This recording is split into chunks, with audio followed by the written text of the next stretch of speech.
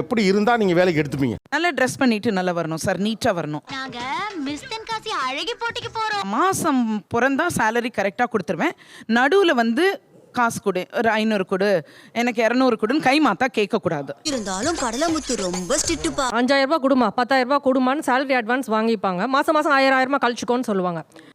அதுக்கு நான் அக்ரி பண்ணி இறங்கிட்டேன்னா எனக்கு என்னடா தெரியும். நான் எதெல்லாம் செய்யக்கூடாதுன்னு சொல்றேனோ அதெல்லாம் அடுத்துல இருந்து செய்வாங்க. சொல்லாம கொள்ளாம லீவ் எடுக்கிறது, லேட்டா வர்றது, சுத்தம் இல்லாம செய்யறது, இந்த மாதிரி எல்லாம் செய்வாங்க. என்னால ஒன்னும் செய்ய முடியாது. அப்ப புரியல, இப்ப புரியுது.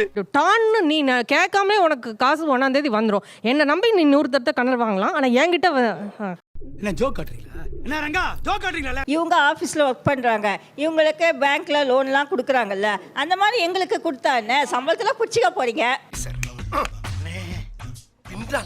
இப்ப உங்களுக்கு ஒரு பண நெருக்கடி வருது, நீங்க எங்கெல்லாம் அந்த பணத்தை கேட்பீங்க? நாங்க ஒரு தேர்ட் பார்ட்டிகிட்ட தான் கேட்குறோம். அவங்க எதனால உங்களுக்கு அந்த கடனை தர்றாங்க? சேலரி இருக்கிறதுனால தர்றாங்க. அதுலயும் சேலரி ப்ரூஃப்ஸ் எல்லாம் கேட்டுட்டு தான் அந்த கடன் கிடைக்குது. அதே மாதிரி தான் நாங்கள் உங்ககிட்ட வேலை செய்கிறோம், கடன் கேட்குறோம். என்னையவே சிந்திக்க வச்சுட்டானே. அவங்களுக்கு மாசம் ஒரு 5000 அல்லது 6000 ஏதோ சம்பளம் கொடுக்குறீங்க. ஓகே, இப்போ இதை வச்சுக்கிட்டு நான் பேங்க்ல 50000 லோன் வாங்க முடியுமா? உச்சாம்பாடுறா ஒரு புது பாயிண்ட். எனக்கு வந்து ஒரு ஸ்மூத்தா போயிட்டு இருக்கிற ஒரு ப்ராசஸ்ல தீராத அவங்க 2 நாளைக்கு ஒரு வாட்டி அடுத்தது லீவ் போட ஆரம்பிப்பாங்க. நாங்க ஒத்துக்கவே மாட்டோம். சொல்றதா சொல்றாங்க சார் அவங்க.